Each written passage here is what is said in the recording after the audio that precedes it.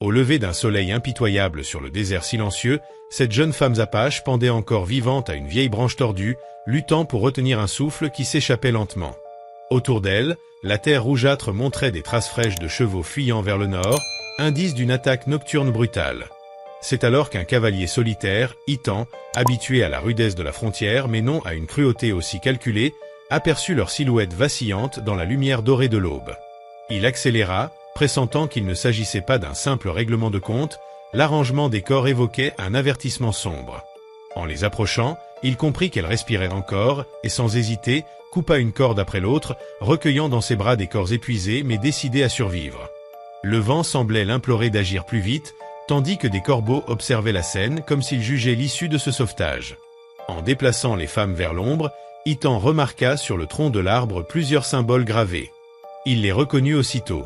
Ceux du groupe Barlow, des mercenaires réputés pour provoquer des conflits entre colons et tribus. À mesure que les rescapés reprenaient difficilement leurs esprits, Anna, la première à être libérée, murmura ce nom avec une terreur contenue.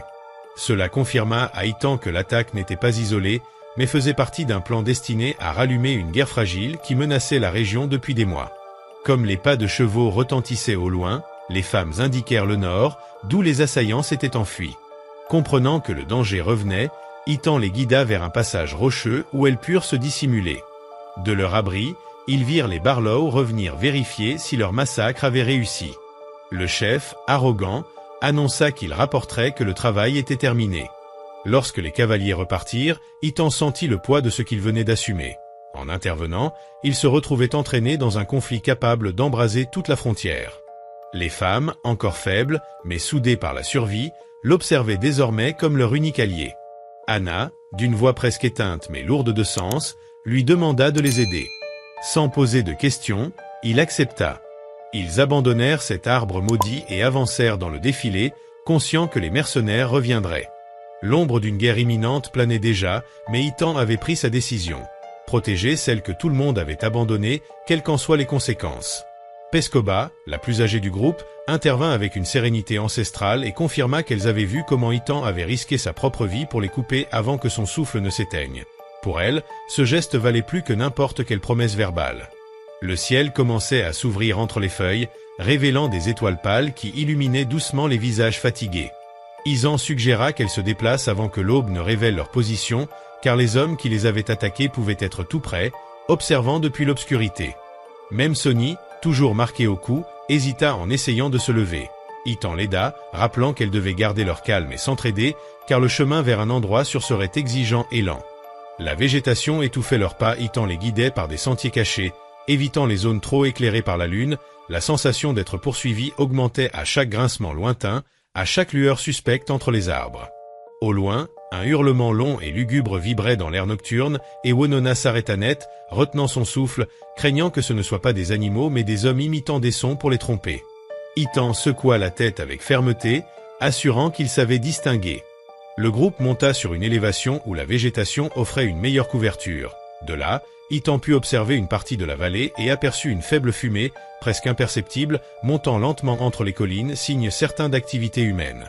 Tala sentit ses jambes fléchir lorsqu'Itan annonça que le camp ennemi pouvait être proche, mais son esprit ne se brisa pas. Elle proposa de contourner la zone et de trouver un refuge temporaire pour reprendre des forces avant de décider du prochain mouvement, et Pescoba appuya la suggestion. Conscient qu'aucune des jeunes n'était prête pour une nouvelle rencontre directe, Itan écouta attentivement, admirant la maîtrise qu'elle conservait malgré le traumatisme, et décida qu'elle se reposerait brièvement sous un surplomb rocheux dissimulé. L'abri improvisé offrait ombre et silence. Pendant que le groupe s'installait, Itan ramassa des branches tombées pour dresser une légère barrière, pas de quoi arrêter un attaquant, mais suffisant pour alerter en cas d'approche nocturne. Anna se blottit contre la roche froide, regardant Itan avec des yeux pleins de questions. Elle ne comprenait pas pourquoi quelqu'un comme lui risquerait sa vie pour un groupe d'inconnus. Itan répondit simplement qu'on n'abandonne pas ceux qu'on peut encore sauver. Nisson, à voix presque inaudible, raconta comment les hommes les avaient tendus en embuscade dans un canyon étroit pendant qu'elles recueillaient des racines médicinales. Itan nota mentalement chaque détail, comprenant que l'attaque avait été préméditée et non fortuite. Tala révéla qu'avant d'être pendue, elle avait entendu l'un des assaillants mentionner un paiement en suspens, cela impliquait une motivation plus large derrière l'acte. Itan serra les poings, se sentant investi d'une mission qui dépassait le simple secours.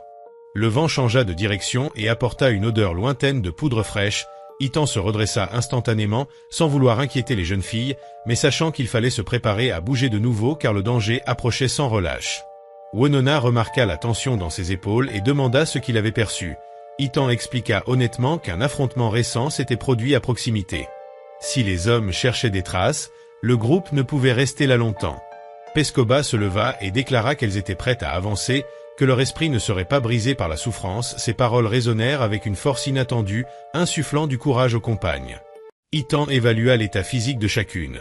Malgré la douleur évidente, aucune ne demanda plus de repos, et cette détermination le contraignit moralement à les protéger. D'un souffle décidé, il annonça qu'il partirait dès que la lune atteindrait sa prochaine position. La forêt paraissait plus dense alors qu'elle se préparait à repartir, de longues ombres s'étendaient comme de sinistres présages. Ethan prit la tête, sachant que chaque pas les éloignait de la mort qu'elle avait évité de justesse, et en s'enfonçant dans l'obscurité au rythme de respiration synchronisée, il comprit que ce qui avait commencé comme un sauvetage spontané prenait la forme de quelque chose de bien plus grand et dangereux, où sa vie et celle des jeunes dépendraient du prochain matin. La nuit devenait plus froide tandis que le groupe avançait parmi des buissons denses.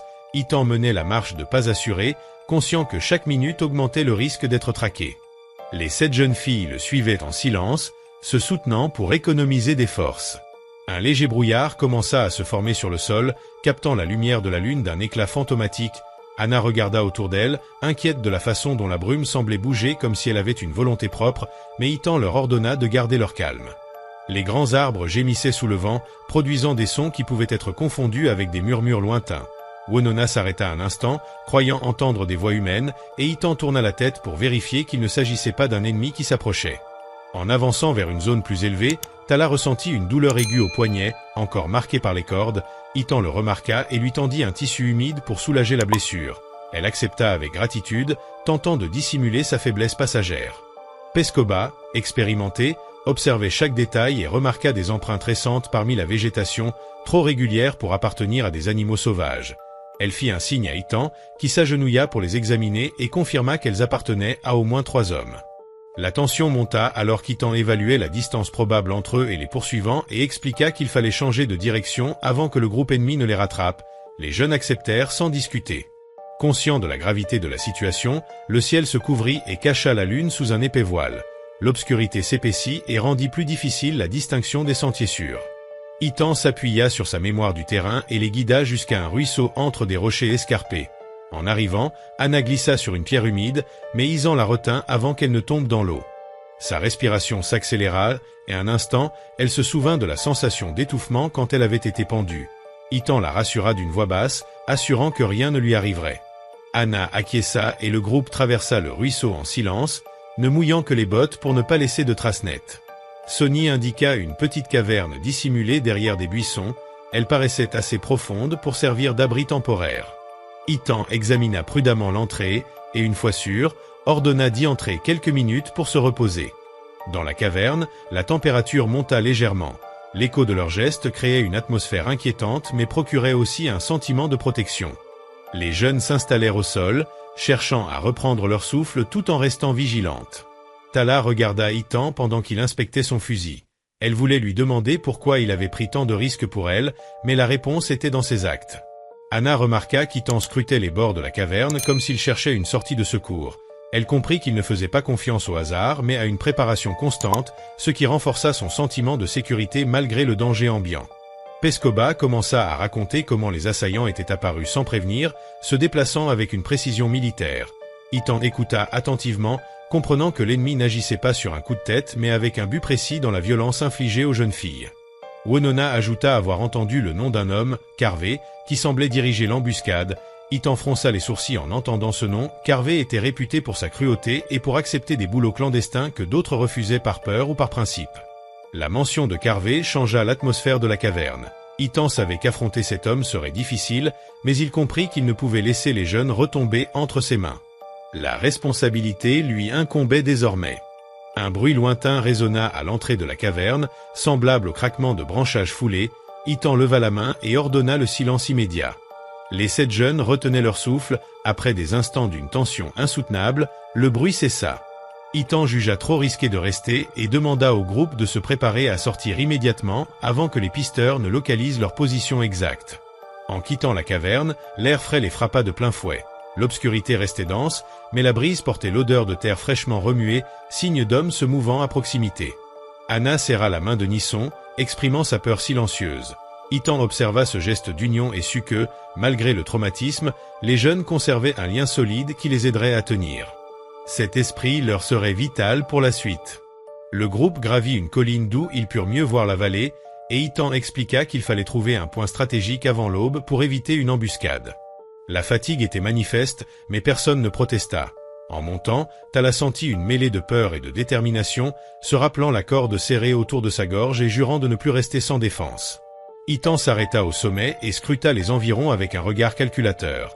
Il aperçut des ombres mouvantes au loin, trop coordonnées pour être des animaux, et confirma que les hommes étaient plus proches qu'ils ne l'avaient prévu, compliquant le plan. Malgré la menace croissante, Pescoba s'approcha d'Itan d'une voix calme et affirma qu'elles avaient confiance en lui. Ces mots avaient un poids symbolique que lui-même reçut avec une gratitude silencieuse, conscient que cette confiance devait être honorée par des actes. L'aube commençait à dissiper les montagnes d'un pâle éclat. Itan savait que la lumière dévoilerait leur position s'ils n'agissaient pas vite. Il prit une profonde inspiration, évaluant chaque possibilité pendant que les jeunes attendaient la prochaine instruction cruciale. Avec la première lueur de l'aurore à l'horizon, Itan comprit que la poursuite allait s'intensifier.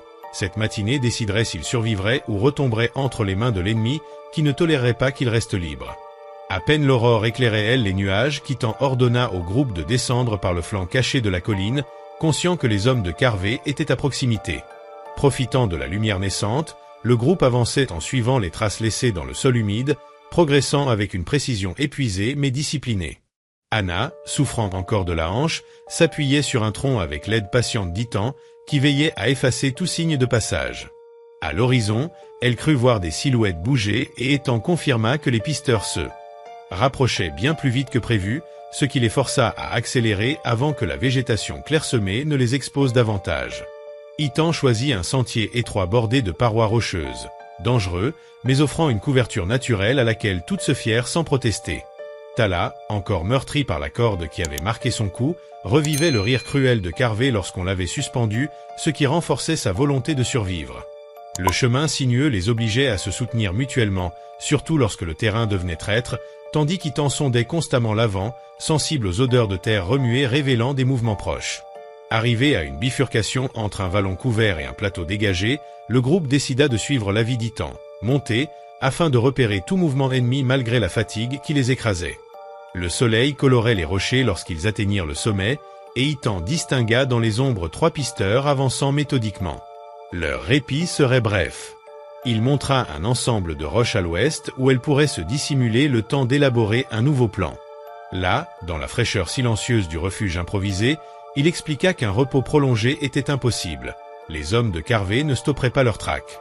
Divers murmures évoquant des négociations secrètes de Carvé et un possible échange dans un fort lointain confirmèrent à Itan que quelque chose de plus vaste se tramait, mais l'urgence primait. Lorsqu'un bruit sec résonna au loin, il arma son fusil, ordonna le silence, puis conclut que le son provenait sûrement d'un animal, offrant une chance de reprendre la route avant que le soleil n'atteigne son zénith. Ils quittèrent l'abri pour gagner une zone plus boisée, sachant que chaque minute perdue jouait contre eux. Itan, hanté par l'idée d'affronter Carvé, avançait avec la détermination de quelqu'un qui porte la vie de 7 jeunes sur ses épaules. Plus loin dans le canyon, un second groupe mené par Nitan progressait aussi, guidé par une fumée ténue et des souvenirs douloureux. Des traces récentes laissées par quelqu'un qui boitait firent monter l'espoir, Milana reconnut la démarche d'une des sœurs. En suivant ces indices, ils découvrirent un passage étroit où des lambeaux de tissu indiquaient la route forcée des Alaga. À l'intérieur du couloir rocheux, l'odeur d'humidité et les taches de sang séché révélaient une lutte désespérée. Une lampe à huile éclaira les murs et confirma que les captives avaient été déplacées récemment. À la sortie du passage, une jeune fille, épuisée et tremblante mais vivante, apparut. À peine capable de parler, elle désigna un tunnel où les autres étaient retenus. Tandis que l'une d'elles surveillait l'extérieur, Nitan suivit l'odeur de fumée et trouva une salle à moitié abandonnée, prouvant que les capteurs avaient quitté les lieux peu auparavant pour se diriger vers l'est. Des symboles gravés dans la pierre confirmèrent le déplacement du groupe vers un chemin secret connu des contrebandiers, ce qui mit Nitan en rage, même si Itan l'obligea à rester concentré. La jeune rescapée expliqua que certaines captives étaient trop faibles et que les hommes prévoyaient de les vendre sur un marché clandestin. Cette révélation accéléra leur décision de repartir aussitôt, profitant de la nuit tombante. Sur la route de l'Est, la lune éclaira une bifurcation où Nitan reconnut des traces indiquant qu'un groupe chargé avançait rapidement vers un défilé étroit. Un fragment métallique retrouvé par Sunny confirma que les capteurs avançaient en confiance. Ils progressèrent prudemment jusqu'à surprendre un garde isolé tenant une torche. Nitan l'immobilisa, et sous la menace, l'homme révéla l'itinéraire exact et l'état critique de 2 filles inconscientes. Sans perdre un instant, le groupe monta le sentier escarpé vers une crête où une lueur de feu trahissait la présence d'un camp ennemi. Du sommet, ils virent 5 hommes autour d'une grande flamme, et près d'eux, les captives épuisées, dont Tala, à peine capable de rester assise. En se glissant par le flanc sombre de la pente, ils pourraient encercler le camp sans alerter personne. Chacun se prépara en silence, conscient que le moindre faux pas condamnerait les prisonnières. Quand Titan leva la main, le moment décisif arriva. L'attaque allait commencer, et le destin de toutes dépendait des minutes suivantes. Dans le silence total que inaugurait le Inicio do Plano, seule la crépitation lointaine du feu brisait l'obscurité. Chaque membre du groupe avançait avec une précision presque chorégraphiée, glissant entre les rochers et les broussailles comme des ombres insaisissables. Nitan décocha la première flèche, qui atteignit la gorge du garde le plus proche sans qu'il puisse pousser un cri. Le reste des ravisseurs, occupés à discuter autour des flammes, ne remarqua rien. Sun surgit derrière l'homme chargé de surveiller les filles, et d'un geste bref et parfaitement maîtrisé, l'anéantit avant qu'il puisse comprendre ce qui se passait. Sa silhouette disparaît aussitôt qu'il l'allonge au sol. Profitant de la confusion invisible, Milana contoura le camp pour s'assurer que les ravisseurs les plus éloignés ne détecteraient rien, avançant à couvert de l'obscurité tandis que ses yeux s'habituaient aux éclairs de lumière du campement. Itan progressait au centre, guidé par les tirs de Nitan et les signaux de Sun, visant directement le chef des ravisseurs, connu pour sa brutalité envers les filles. Lorsqu'Itan émergea de l'ombre, l'homme robuste leva les yeux, passant de la surprise à la rage, mais n'eut pas le temps d'agir. Un coup précis le mit à terre, incapable de respirer. Les ravisseurs restant tentèrent de réagir, mais 2 autres flèches de Nitan les abattirent avant qu'ils puissent comprendre d'où venait l'attaque. L'un d'eux tenta de fuir par la pente, mais Sun l'intercepta en un éclair et le neutralisa, empêchant tout appel à des renforts. Pendant ce temps, Milana rejoignit les filles et trancha les cordes qui les maintenaient. Tala s'effondra dans ses bras, soutenue aussitôt par ses sœurs, tandis que Dumbleha accourait vers elles en larmes, soulagée de retrouver Tala vivante. Malgré la douleur, Tala esquissa un sourire en reconnaissant l'effort du groupe venu la sauver. Itan confirma qu'aucune menace ne restait dans le camp avant de permettre à tous de se rassembler. Nitan aida une autre fille affaiblie à se relever, recevant d'elle un regard reconnaissant. Sun inspecta les alentours à la recherche d'éventuels caches ou tunnels utilisés par les ravisseurs, conscient que certains groupes gardaient des réserves ou des renforts cachés. Milana offrit de l'eau aux filles et vérifia leurs blessures, certaines sévères mais toutes encore conscientes. Il fallait les éloigner du camp avant que quelqu'un ne puisse les repérer. Itan décida de suivre la route la plus raide menant au Val, plus sûre que le chemin principal parcouru par les ravisseurs. Nan proposa de porter Tala, son corps épuisé tremblant malgré sa volonté de rester debout. Sun ouvrait la voie, marquant les passages sûrs dans la pénombre, tandis que Milana et Aloy soutenaient les plus faibles. Toutes savaient qu'elles devaient mettre suffisamment de distance avant que la lune ne descende et que la nuit perde son manteau protecteur. En observant le groupe monter la colline, Itan ressentit un profond respect pour la détermination des filles et le courage de leurs sœurs. Cette nuit n'était pas seulement un sauvetage, c'était une preuve de leur unité. Lorsqu'ils atteignirent enfin un promontoire d'où l'on voyait le Val faiblement illuminé, ils décidèrent de faire une pause. Le vent, froid mais apaisant, les enveloppait d'une tranquillité bienvenue. Nan alluma un feu discret, et le groupe se rassembla autour de lui. Tala, d'une voix fragile, remercia chacun de ceux qui avaient risqué leur vie pour les sauver. Sun esquissa un sourire, voyant l'espoir renaître malgré l'épuisement. Le danger n'était pas totalement levé, mais l'essentiel était accompli, les 7 filles étaient vivantes. Itan observa l'aube émerger derrière les montagnes, marquant la fin de la nuit la plus difficile et le début d'un nouveau chapitre. Dès qu'ils auraient repris leur force, ils retourneraient au campement pour achever ce qui restait à faire. Também a vi ontem. Ainda passei a informação falsa pro Trevor, coitado. Ficou desesperado, gritando.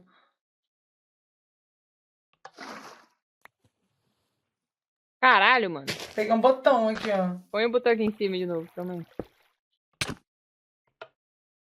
Tá. Tá, dá pra fazer, ó. Aí a gente põe, tipo, o Rubi aqui embaixo, tá ligado? E a pessoa fica embaixo tomando banho. Ah, uma banheirona de Rubi, de Rubrânia, pode crer. Entendeu? A gente faz isso mais alto, né, obviamente. Mas, tipo, aperta o botãozinho, liga, toma banho, Pô, mas Vai aí de eu vou novo. te mostrar uma coisa que eu tenho contrabandeada, você não fala pra ninguém. Peraí, Mentira. usa aí. Ai, não dá pra usar o balde de Rubrânia, meu cu. Putz. Droga! Aff, véi. Eu, a Amora e o Denis, um dia de madrugada, a gente tava meio que abrindo o mapa e a gente passou por uma micro-ilha bem no meio do oceano, totalmente perdido, com nada construído ao redor, com simplesmente um tanque do Create imenso, com um dispositivo pra esvaziar na frente, cheio desse líquido vermelho. E a gente falou, mano, Caraca. Caralho. será que isso é Rubrânia líquida? Porque é igualzinho a Rubrânia que a Mônica tem lá no bagulho dela. E aí, tipo, o Denis tá com a mochila. É papo de 500 mil balde de Rubrânia. Caralho! Caralho! Mano, E, tipo assim, eu questionei se aquilo não podia ter spawnado por causa de algum mod, papapá. Eles falaram, nananina, não. Alguém botou isso aqui. Eu falei, meu pai Caraca. amado. Aí a gente roubou tudo. Não. Melhor vocês pegarem